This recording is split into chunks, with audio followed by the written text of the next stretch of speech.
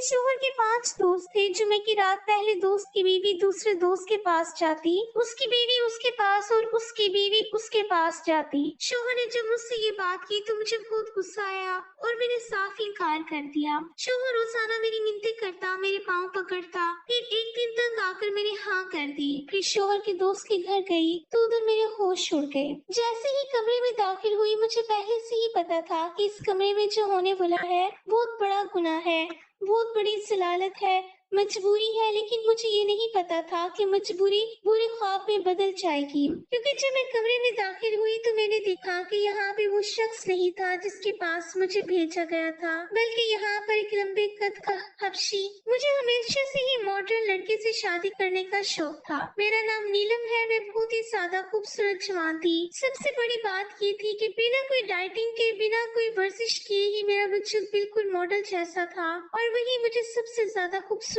बनाता था। जो भी मुझे देखता कहता था कि आप एक्ट्रेस लगती हैं, आपको तो मॉडल होना चाहिए था। मैं बड़ी खुश होती थी। मेरी शादी एक अमीर बंदे से हो गई जिसका नाम उस्मान था। बड़ी बड़ी पार्टीज में जाना, बिजनेस की बातें करना और पैसों की कोई फिक्र नहीं होती थी। मुझे ये जिंदगी बड़ी पसंद थी।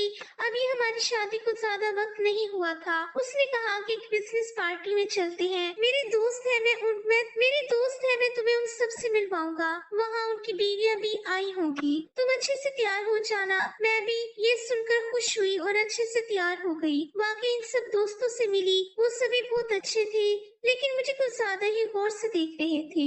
उनकी नजरें मेरे लिबास पर, मेरे चेहरे पर रुक जाती थी, जैसे किसी चीज को तोल रहे हों। मेरे शौहर ने कान में आहिस्ता से कहा कि जल रहे हैं तुमसे कि इनकी बीवियां देखो और तुम्हें देखो। बीवियां इनकी भी बुरी नहीं थी, सब मेकअप किए हुए खुश लिबास थी, लेकिन इनमें वो कुदरती बात नहीं थी जो मुझ में थी। थोड़ी देर उनके साथ बैठी तो वो बातें करने लगी कि अपने आप को फिट रखने के लिए हम लोग कितने जतन करते हैं। हमें तो हमारे शौहर हमारी मर्जी का खाना भी नहीं खाने देते। एक ने हंस कर कहा कि हमें हर हफ्ते जिम जाना पड़ता है और न्यूट्रिशन वाली डाइट फॉलो करनी पड़ती है। दूसरा बोली कि अगर हमने तली हुई चीज खा ली तो अगले दिन शोहर की डांट सुननी पड़ती है। मैंने हंसते हुए कहा कि ऐसा क्यों? फिर अमीर होने का क्या फायदा जब बंदा अपनी मर्जी का खाना ही ना खा सके। वो कहने लगी कि तुम नहीं समझोगी, लेकिन कुछ वक्त बाद समझ जाओगी। उनके लहजे में एक ऐसी बात थी जिसे मैं समझ तो गई थी, लेकिन यकीन नहीं किया। फिर पार्टी खत्म होने के करीब थी, सब लोग गाड़ियां निकाल रहे थे। मैं अपने शौहर के साथ बाहर आई तो एक अजीब सा मंजर देखा।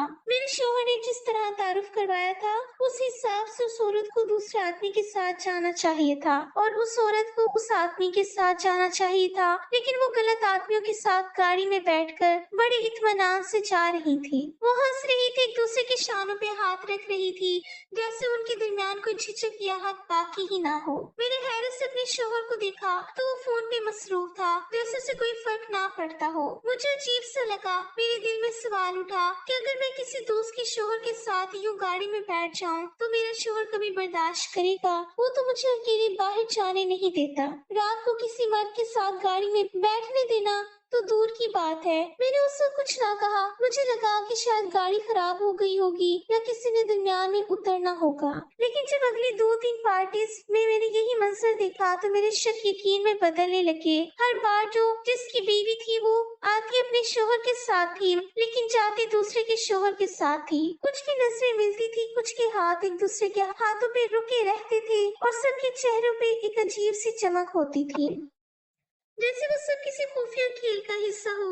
अब मुझे ये मामला गड़बड़ लगने लगा। मेरी नींदें उड़ने लगी, दिल में वसवसे आने लगे कि कहीं मेरा शौहर भी तो इन सब की तरह नहीं। मैंने सोचा कि अगली पार्टी में सब कुछ अपनी आंखों से देखूंगी ताकि मुझे असल हकीकत का पता चल सके। मैंने अपने शौहर से ये बात पूछी तो उसने बात गोल कर दी। उसने कहा कि नहीं, ऐसा नहीं है, वो गाड़ी खराब थी और एक दूसरे के घर के साथ ही रहती हैं, इसलिए ऐसा हो रहा था। मैंने कहा कि लेकिन दोनों गाड़ियां तो जा रही थी, तो फिर जो जिसकी बीवी थी वो उसके साथ यूं ही बैठी। मेरे शौहर ने कहा कि ये छोड़ो, ऐसे ही होगा, कोई मसला हमें क्या। ये देखो, मैं कुछ दिखाता हूँ। उसने मुझे एक तस्वीर दिखाई।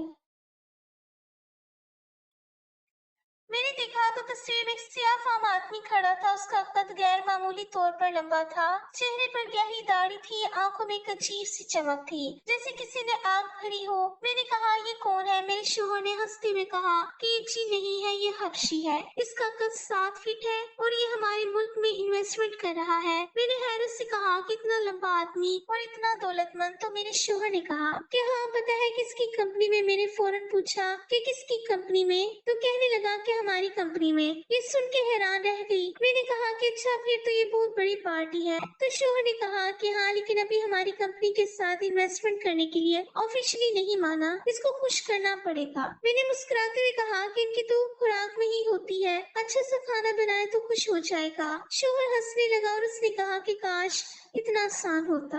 इतना आसान नहीं है, लेकिन सोच रहे हैं कि इसे किसी तरह खुश करें। इसके लहजे में कुछ ऐसा था जो मुझे समझ ना आया, जैसे वो बात छुपा रहा हो, जैसे वो कोई ऐसी बात ना कह देना चाहता हो जो मुझे परेशान करे। खैर, हफ्ते बाद एक बहुत बड़ी पार्टी है, उसके लिए तैयार होना है, तो तुम चलो, मैं तुम्हें शॉपिंग पे ले जाता हूँ। मैंने कहा, शॉपिंग की क्या जरूरत है? इतने सारे कपड़े पड़े हैं, चीजें पड़ी हैं, आप हमेशा ही अच्छे कपड़े लेके देते हैं। उसने कहा कि पार्टी बहुत बड़ी है और उन्होंने कोई थीम भी रखी हुई है, इसलिए इस हिसाब से अच्छे कपड़े लेने होंगे। क्यों, तुम्हें शॉपिंग करना अच्छा नहीं लगता? मैंने हंसते हुए कहा कि किसको शॉपिंग करना अच्छा नहीं लगता। हम दोनों बाजार चले गए। बहुत बड़ा मॉल था, जगह जगह चमकती हुई दुकानें थी, खुशबुएं फैली हुई थी। मैं शीशे में अपना अक्स को देखती रही।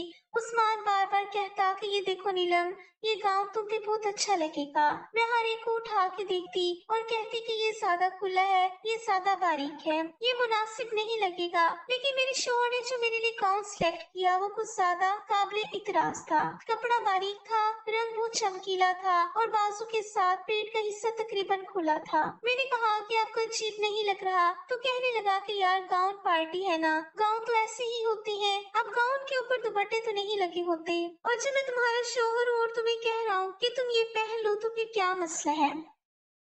मैंने उसके चेहरे को देखा, वो बिल्कुल संजीदा था, जैसे इस बात पर कोई बहस बर्दाश्त ना करेगा। मैंने आहिस्ता से कहा कि ठीक है, और वो सामान लेकर एक तरफ रख दिया। अभी पार्टी में 7 दिन थे। शोहर ने कहा था कि 1-2 दफा पार्लर भी चली जाना और अपने सारे काम करवा लेना, जिससे तुम ज्यादा खूबसूरत लगो। मैं समझ गई थी कि ये पार्टी बहुत ही ज्यादा खास है, लेकिन दिल के किसी कोने में एक अजीब सा खौफ बैठ गया था, जैसे इस पार्टी में सिर्फ मेहमान नहीं बल्कि कोई और मकसद भी छुपा हुआ हो। मुझे मेरे शोहर की एक दोस्त की बीवी का मैसेज आया, कहने लगी कि अगर इस वक्त पास कोई नहीं है तो मैं कॉल करती हूँ। मैंने कहा कि हाँ, कोई नहीं है, मैं घर में अकेली हूँ। उसने फौरन कॉल की, लेकिन उसकी आवाज कुछ अजीब थी, जैसे वो बहुत घबराई हुई हो या जल्दी में हो। उसके लहजे में बेचैनी थी, जैसे किसी खौफ ने उसे अंदर से हिला दिया हो। कहने लगे कि ये जो 15 तारीख वाली पार्टी हो रही है, इसके बारे में बताया? तो मैंने कहा कि हाँ, उस्मान ने बताया है, शॉपिंग भी करवाई है, बड़े अजीब से कपड़े लेके दिए हैं। मैं तो आप लोगों से पूछने वाली थी कि आप लोग क्या पहन के आ रहे हैं। वो एकदम से चुप हो गई, जैसे सोच रही हो कि क्या बोले। फिर आहिस्ता से बोली कि कुछ भी करो, लेकिन इस पार्टी में नहीं आना। मैं चौंक गई। मैंने कहा कि क्या मतलब, क्यों नहीं आऊं? आप भी नहीं चाह रही? वो कहने लगी कि नहीं, मैं तो चाह रही हूँ, लेकिन तुम नहीं आना। बस तुम बताना कि तुम आ रही हो या नहीं। मैंने कहा कि कैसे ना आऊं, उस्मान ने तो बाकायदा तैयारी करवाई है, बार बार कह रहा है कि बड़ा जरूरी दिन है, और मुझे खुद भी तजस्सुस है कि ये सब क्या है। उसने जल्दी से कहा, मैं पूरी बात नहीं बता सकती, दीवारों के भी कान होते हैं, बस जो कह रही हूँ वो करना है, इस पार्टी में नहीं आना। उसके बाद फोन बंद कर दिया। मैं हैरान रह गई। मैंने कई बार उसको दोबारा मैसेज किए, कॉल की, मगर उसने कोई जवाब नहीं दिया। मुझे लगा कि ऐसे ही कह रही है, शायद कोई छोटी मोटी बात हो, या फिर शायद इसलिए कह रही हो कि मैं ज्यादा खूबसूरत हूँ, क्योंकि कुछ औरतें हसद की वजह से ऐसी बातें कर देती हैं। मेरे दिल में ख्याल आया कि हो सकता है वो नहीं चाहती कि मैं पार्टी में जाऊं, ताकि सारी तवज्जो उस पे रहे। मैंने जब ये बात उस्मान को बताई तो उसने हंसते हुए कहा, जल्दी है तुमसे, उसकी बातें नहीं सुना करो, पार्टी में जाने से क्या होगा, तुम्हें तो मजा आएगा, बड़ी बड़ी शख्सियात आएंगी, खाना भी जबरदस्त होगा और सब तुम्हें देख के हैरान रह जाएंगे। मैंने सोचा कि शायद मैं ही ज्यादा सोच रही हूँ, लेकिन पार्टी में जाने से एक दिन पहले का दिन मेरी जिंदगी का सबसे बुरा दिन बन गया। उस्मान का चेहरा उतरा हुआ था, वो कमरे में चक्कर चक्कर लगा रहा था। मैंने पूछा कि क्या हुआ,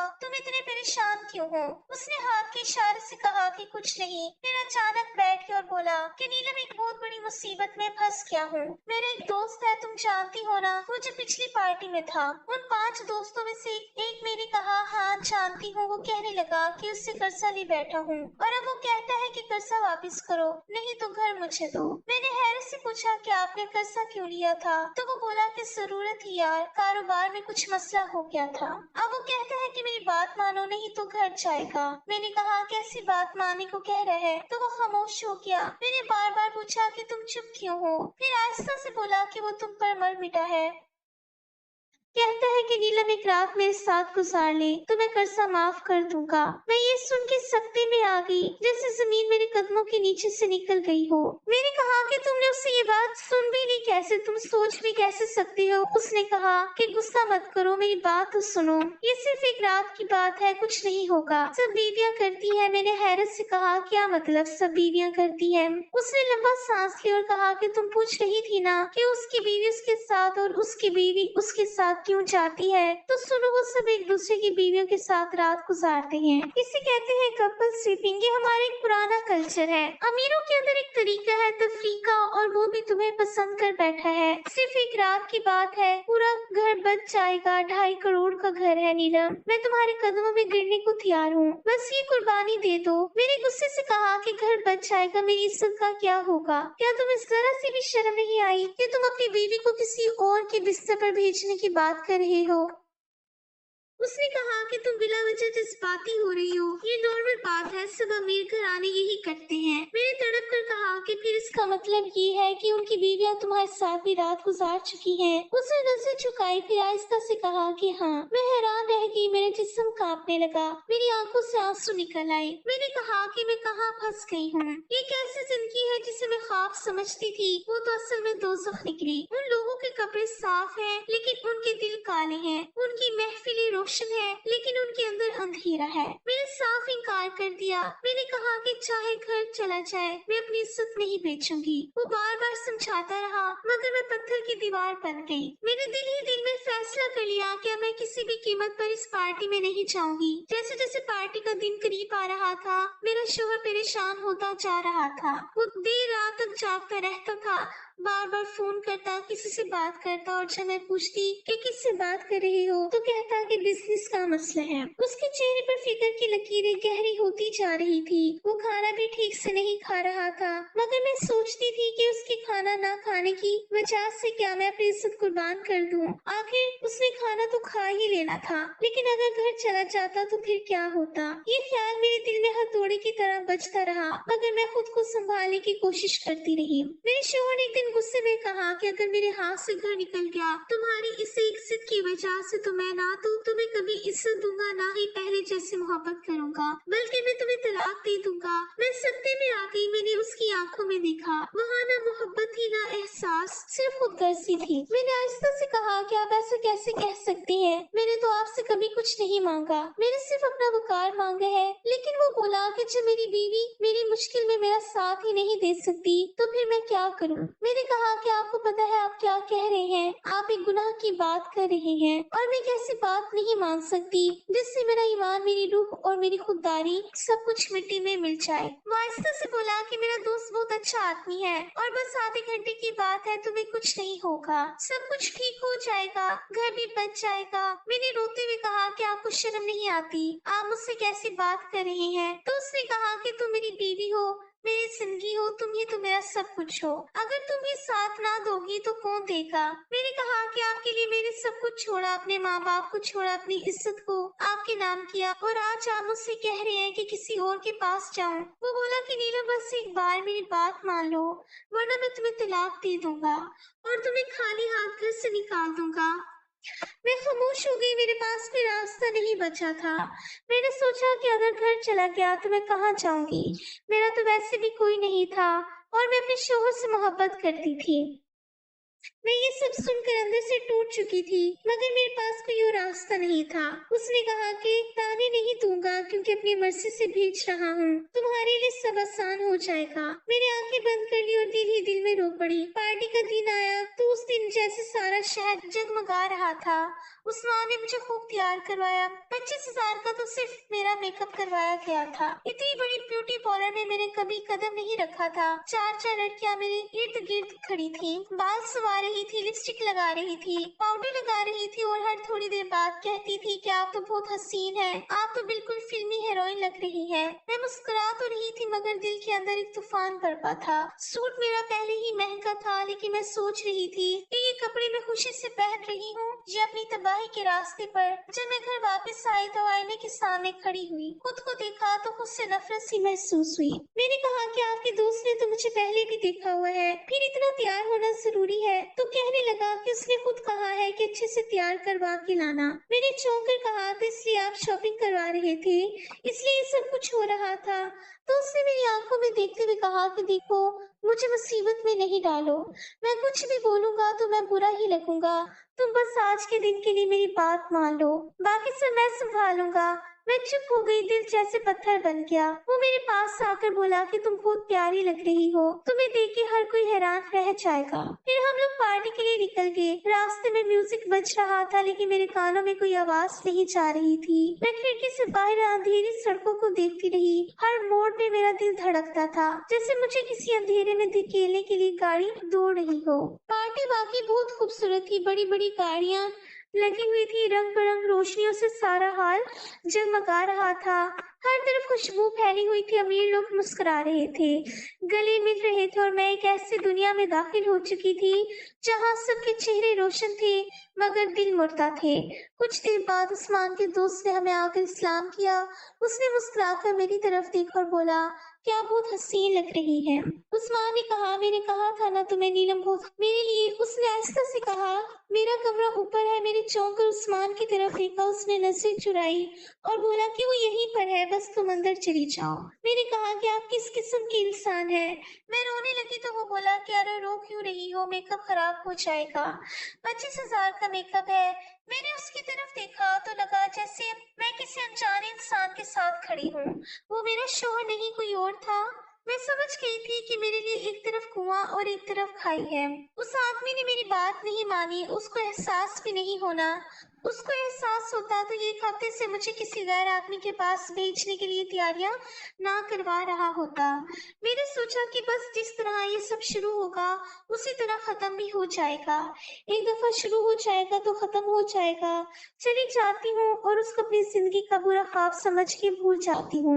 मुझे कमरे में भेजकर मेरे शौहर ने शायद बाहर से लॉक भी लगा दिया था। मैंने दरवाजा बंद होने की आवाज सुनी तो एक लम्हे को चौंक गई। दिल जैसे किसी अंदेशे से धड़क उठा। मैंने इर्द गिर्द देखा, कमरा बहुत सजा हुआ था। पर्दे महंगे, कालीन नया और फिजा में एक अजीब सा बोझलपन था, जैसे हवा भी रुक गई हो। मैं चंद कदम आगे बढ़ी तो सामने का मंजर देखकर मेरे पैरों तले से जमीन निकल गई। वहां मेरे शौहर का दोस्त नहीं बल्कि वही हबशी बाज खड़ा था, जो पिछले दिनों पार्टी में मुझे नजीब नजरों से देखता था। उसके चेहरे पर एक ऐसी शैतानी मुस्कुराहट थी जिसने मेरी रूह तक हिला दी। उसकी आंखों में भूख की नजर थी, जैसे वो मेरे अंदर तक झांक रहा हो। मैं पीछे हटी, दरवाजे की तरफ दौड़ी। दरवाजा जोर से खटखटाया, जोर जोर से चीखी कि मुझे बाहर जाना है। दरवाजा खोलो, लेकिन बाहर से कोई जवाब नहीं आया। मैंने दोबारा दरवाजे पर जोर मारा, लेकिन वो बंद था। मुझे एहसास हुआ कि मेरा शौहर खुद दरवाजे के बाहर खड़ा है और जानबूझकर लॉक लगा दिया है। मैंने रोते हुए कहा, दरवाजा खोलो, ये सब क्या है? लेकिन कोई जवाब नहीं आया। मैंने उस लम्हे अपने वजूद को टूटता हुआ महसूस किया। मुझे अपनी उस दोस्त की बीवी की बात याद आई, जो पार्टी से पहले कह रही थी कि कुछ भी हो इस पार्टी में नहीं जाना। उस वक्त मैंने उसकी बात को मजाक समझा था, लेकिन अब समझ आई कि वो मुझे खबरदार कर रही थी। वो सब कुछ जानती थी कि मेरे शौहर और उसके दोस्त क्या खेल खेले जा रहे हैं। मेरी दीवार के साथ टेक लगा ली। मेरा जिस्म कांप रहा था, दिल धड़कने लगा। जैसे अभी बंद हो जाएगा। हबशी बाज आहिस्ता आहिस्ता मेरी तरफ बढ़ने लगा। उसके कदमों की आवाज मेरे कानों में गूंजने लगी। मैं पीछे हटती गई और फिर सब कुछ धुंधला गया। मैंने चीखने की कोशिश की मगर आवाज गले में अटक गई। मेरी आंखों के सामने अंधेरा छा गया। जब आंख खुली तो मैं अस्पताल के बिस्तर पर थी। रोशनी आंखों में चुभ रही थी। जिस्म पर पट्टियों के नीचे दर्द की एक लहर थी। मैंने इर्द गिर्द देखा तो मेरा शौहर बैठा था। उसके चेहरे पर मसनूई नरमी थी। वो मुस्कुराकर बोला, सब ठीक हो गया। उसने तुम्हें 25 लाख रुपए इनाम में दिए हैं और हमारी कंपनी में 250 करोड़ की इन्वेस्टमेंट करने के लिए मान किया है। अब सब कुछ बेहतर हो जाएगा। मैंने आंखें बंद कर ली। मैंने कुछ नहीं कहा क्योंकि मैं जान चुकी थी अब कुछ भी ठीक नहीं हो सकता। डॉक्टर कह रहा था कि 1 हफ्ते में ठीक हो जाऊंगी, लेकिन मुझे मालूम था कि मैं कभी ठीक नहीं हो सकूंगी। जिस्म पर लगे जख्म शायद भर जाए, मगर जो जख्म रूह पर लगे थे वो कभी नहीं भरेंगे। मैं अस्पताल के बेड पर लेटी रही। शौहर मेरा बहुत ख्याल कर रहा था। फूल लाता था, दवाइयां वक्त पर देता था, लेकिन मैं अंदर से खाली हो चुकी थी। मेरे दिल में अब उसके लिए कोई एहसास नहीं था, सिर्फ नफरत थी। और एक फैसला, जब मैं ठीक हुई तो मैंने तलाक लेने का नहीं बल्कि खुद को उससे अलग करने का फैसला किया। जब उसको मालूम हुआ तो वो रो पड़ा। वो मेरे कदमों में बैठ गया, कहने लगा, मुझे छोड़कर मत जाओ, मैंने गलती की, मैं पागल हो गया था। मैंने उसे देखा और कहा कि तुमने सिर्फ मेरा जिस्म नहीं बेचा, मेरी रूह भी मार दी है। अब कुछ बाकी नहीं रहा। मैं वहां से चली गई। मेरे पास कुछ पैसे थे। मैंने एक होटल में कमरा ले लिया और वहीं रहने लगी। वो बार बार फोन करता था, रोता था कि वापस आ जाओ, लेकिन मैंने सोच लिया था कि मैं उसको छोड़ दूंगी और अपनी बाकी की जिंदगी उसके साय से भी दूर गुजारूंगी।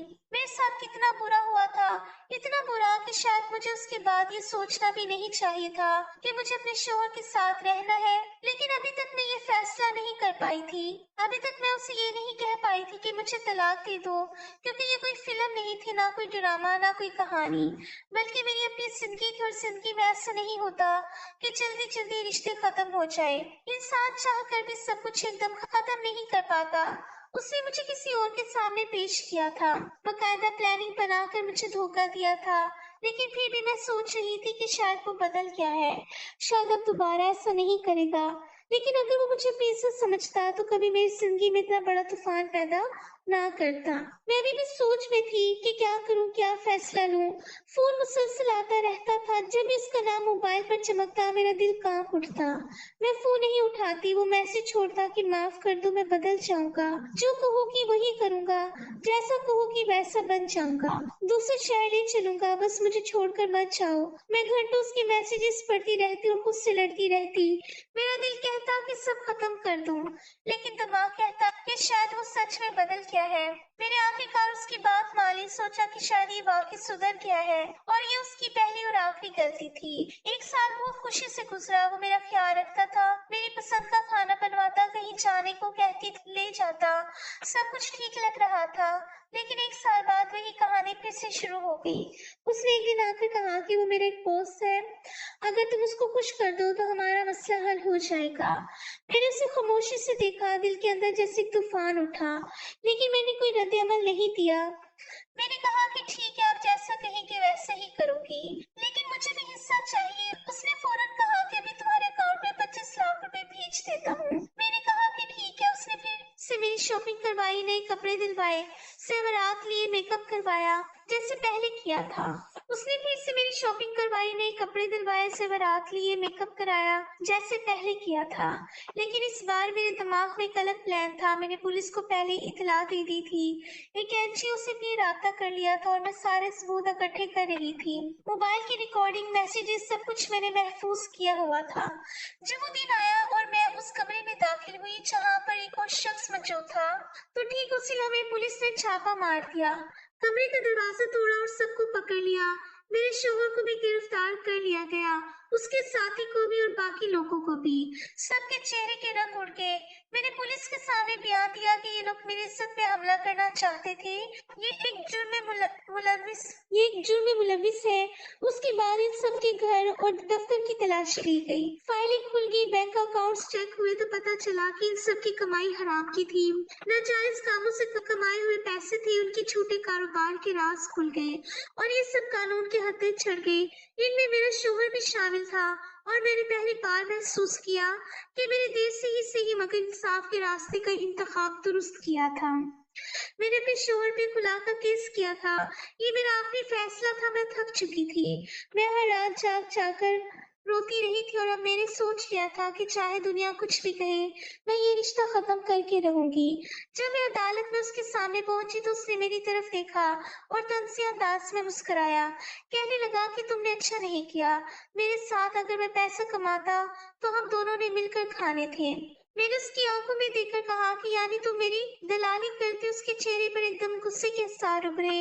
वो चिल्लाने लगा, गालियां देने लगा। मैं खामोश खड़ी रही और बस इतना कहा कि तुमने भी मुझे धोखा दिया था, मैंने भी तुम्हें धोखा दिया। हिसाब बराबर। अब मैं तुम्हारे रिश्ते से आजाद हो गई हूँ। अदालत का फैसला मेरे हक में आया। मेरे वही 50 लाख रुपए जो उसने मेरे अकाउंट में भेजे थे, उन पैसों से अपनी नई जिंदगी शुरू की। मैंने एक छोटा सा घर किराए पर लिया, उसके साथ एक जनरल स्टोर खोल लिया। मैंने फैसला किया कि इस दुकान में सिर्फ औरतें आएंगी और औरतों का ही सामान रखा जाएगा।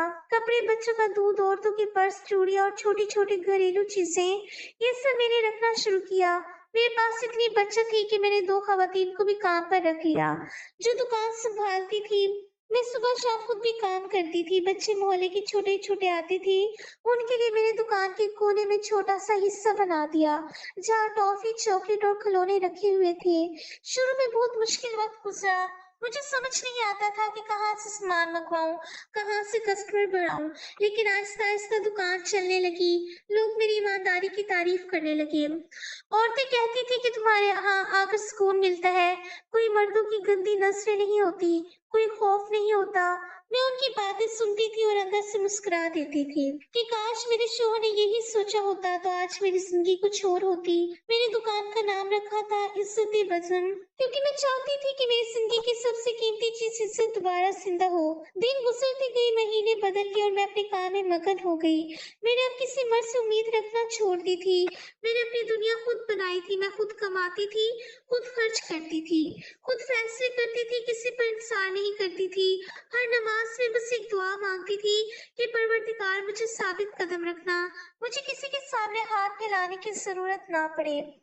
मेरी माँ अक्सर कहती थी कि तलाक के बाद औरत की जिंदगी खत्म हो जाती है, लेकिन मुझे लगा कि मेरी जिंदगी तो अब शुरू हुई है। अब मैं वो औरत नहीं थी जो किसी की मर्जी पर अपनी सांसें गिनती थी। अब मैं वो औरत थी जो खुद अपनी सांसों की मालिक थी। कभी कभार रात को जब दुकान बंद करके घर आती तो तन्हाई महसूस होती थी।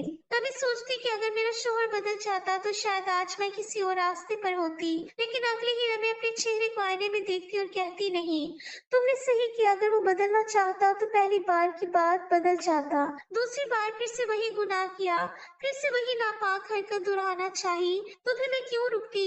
इस रिश्ते में औरत को सिर्फ इज्जत उसी वक्त मिलती है जब अपनी इज्जत की कीमत खुद पहचानती है। मैंने वो कीमत पहचान ली थी।